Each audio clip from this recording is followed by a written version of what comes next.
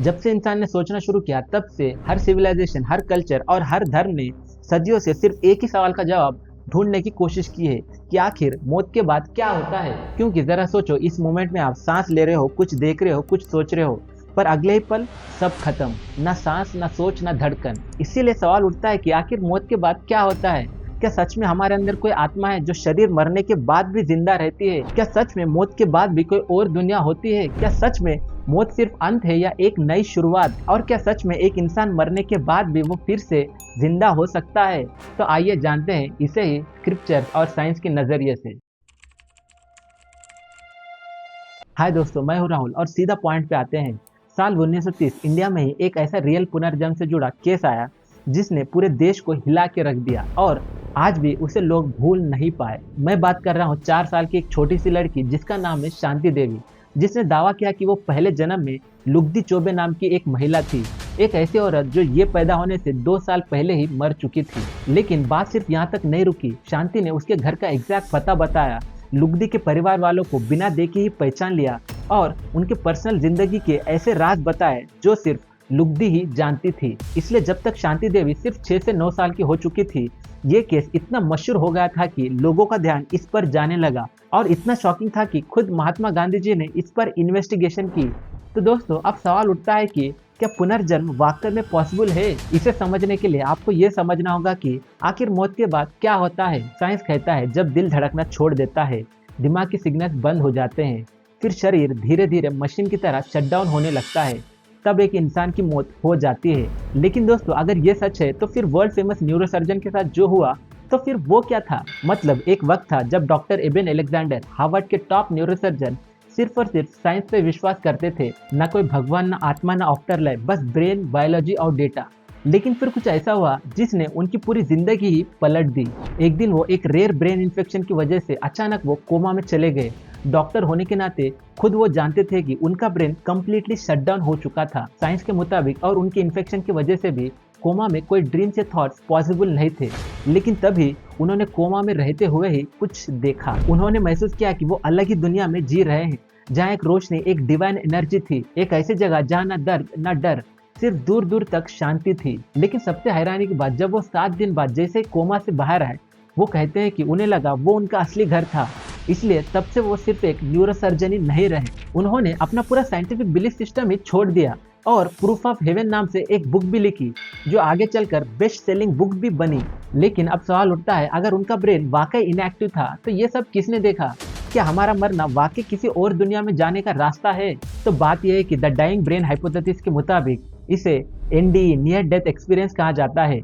यानी जब किसी इंसान की मौत करीब होती है तो उसके ब्रेन में ऑक्सीजन और ब्लड फ्लो दोनों ही कम हो जाते हैं और उसका ब्रेन हाइपर स्टिमुलेटेड स्टेट में चला जाता है। इसीलिए इस दौरान ब्रेन के अंदर कुछ मैसिव इलेक्ट्रिकल एक्टिविटीज होती है, खासकर विजुअल और इमोशनल एरियाज में, जिस वजह से एक इंसान इस टाइप की फीलिंग्स को महसूस करने लगता है। बेसिकली साइंस के मुताबिक नियर डेथ एक्सपीरियंस में ब्रेन अपने शटडाउन को समझने की कोशिश करता है। लेकिन असली प्रॉब्लम यह है कि डॉक्टर एबन अलेक्जेंडर के केस में उसका कॉर्टेक्स, यानी ब्रेन का वो पार्ट जो कॉम्प्लेक्स थॉट्स और एक्सपीरियंस को समझने में मदद करता है, वो कम्प्लीटली इन्फेक्टेड और इनएक्टिव था। इसलिए साइंस के मुताबिक अगर उनका कॉर्टेक्स ही डेड था तो आफ्टर लाइफ एक्सपीरियंस होने ही नहीं चाहिए थे। पर कुछ लोग कहते हैं कि उनका कॉर्टेक्स डेड नहीं था। जो भी हो, पर आज भी ये केस साइंटिफिक कम्युनिटी में एक मिस्ट्री बना हुआ है। लेकिन दोस्तों, कहा जाता है कि एक इंसान की मौत के बाद आत्मा एक ऐसी चीज है जो कभी नहीं मरती और वही आत्मा फिर पुनर्जन्म लेती है, जैसे कि हमने शांति देवी के केस में देखा था। तो क्या यह सच है? क्योंकि यूनिवर्सिटी ऑफ वर्जीनिया के साइकियाट्रिस्ट डॉक्टर इवान स्टीवेंसन ने अपनी पूरी लाइफ डेडिकेट की उन बच्चों पे जो अपने पास्ट लाइफ को याद करते थे। इसीलिए स्टीवेंसन ने इस तरह के 250 से भी ज्यादा केसेस के डॉक्यूमेंट बनाए, जहां बच्चों ने अपने पुराने जन्म से जुड़े आइडेंटिटी, मौत का सीन, फैमिली और इवन बर्थ मार्क तक बताया। इसीलिए अब साइंस की नजर में पुनर्जन्म क्या है, यह जानना बहुत जरूरी है। साइंस के लिए कोई भी कॉन्सेप्ट तब तक वैलिड नहीं होता जब तक वो ऑब्जर्वेबल, टेस्टेबल और रिपीटेबल ना हो। लेकिन अभी तक साइंस ने पुनर्जन्म पर कोई भी प्रूफ नहीं दिया है, पर रिसर्चर्स ने इस पर कुछ इंटरेस्टिंग थियरी जरूर दी है जो आपको जरूर जानना चाहिए। जैसे कि मेमोरी थियरी हाइपोथेसिस, जिसमें कुछ साइंटिस्ट कहते हैं कि यह सब फॉल्स मेमोरी, इमेजिनेशन या सजेस्टिबिलिटी का रिजल्ट हो सकता है। यानी बच्चे जो स्टोरी सुनते हैं वो सबकॉन्शियस माइंड में स्टोर करके अपनी कहानी बना सकते हैं। लेकिन जब बच्चे एग्जैक्ट गांव, नाम, एड्रेस, यहाँ तक कि फैमिली के सीक्रेट तक बताए, तब सिर्फ इसे इमेजिनेशन कहना मुश्किल हो जाता है। इसीलिए इस रिसर्च को साइंटिफिक एविडेंस ऑफ रीइंकार्नेशन कहा गया। लेकिन मेनस्ट्रीम साइंस अभी भी इसे फुल्ली एक्सेप्ट नहीं करती। लेकिन क्या सोल यानी आत्मा सच में एग्जिस्ट करती है? ये अब तक का साइंस, रिलीजन और फिलॉसफी का सबसे बड़ा सवाल रहा है, जिसमें भगवत गीता और उपनिषद के मुताबिक दो बहुत ही फेमस संस्कृत श्लोक है, जिसमें से पहला है न जयते म्रियते वा कदचिन नयम भूत्वा भवति वा न भूया। यानी इस श्लोक के मुताबिक आत्मा न कभी जन्म लेती है और ना ही कभी मरती है। और दूसरा है जातस्य ही ध्रुवम मृत्यु ध्रुवम जन्म मृत्युस्य च। यानी जो जन्म लेता है उसका मरना तय है और जो मरता है उसका फिर से जन्म लेना भी। लेकिन क्या आज के दुनिया में भी ये कॉन्सेप्ट वैलिड है?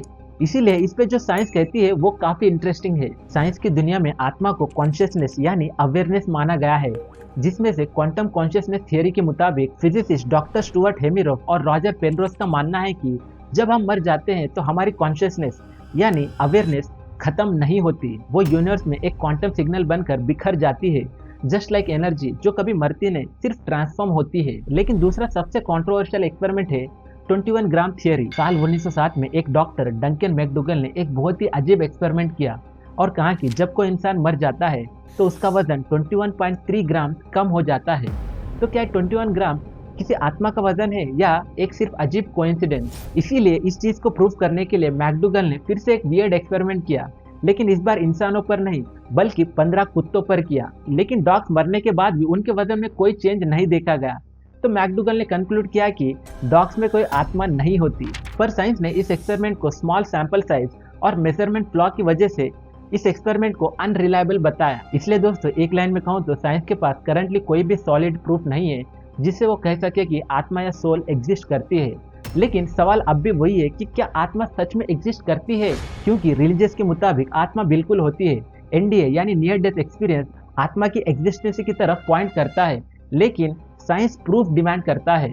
पर अभी तक साइंस के पास कोई भी ऑब्जर्वेबल या मेजरेबल इंस्ट्रूमेंट नहीं है जिससे साइंस प्रूव कर सके कि आत्मा होती है। लेकिन इसका मतलब ये नहीं कि साइंस आत्मा ना होने की पॉसिबिलिटी पर पूरी तरह से डिनाई करता है। इसीलिए अब आप बताओ कमेंट बॉक्स में आपको क्या लगता है, क्या होता है एक इंसान के मरने के बाद? क्या आत्मा रियल होती है या नहीं? और अगर ये आपको वीडियो अच्छा लगा तो प्लीज हमारे चैनल को लाइक शेयर के साथ सब्सक्राइब जरूर कर देना। मिलते हैं नेक्स्ट वीडियो में। Until then see you, bye bye.